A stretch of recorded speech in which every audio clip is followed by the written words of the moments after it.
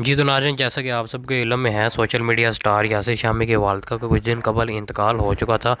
उनसे इजहार ताज़ियत के लिए अल्लामा नासिर मदनी और कासिम अली शाह साहब उनके घर तशरीफ़ लाए और उनसे ताज़ियत की। पहुंच नहीं सके मेरे मालिक, तो इस मेरे भाई के सबर में अपनी रहमत का नजूल फरमा।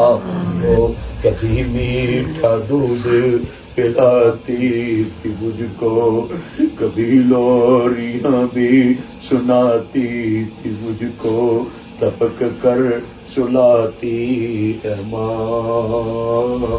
बहुत याद आती है माँ। ए मेरे मालिक, मेरे भाई की वालदा को जन्नत में आला मकाम अता फरमा।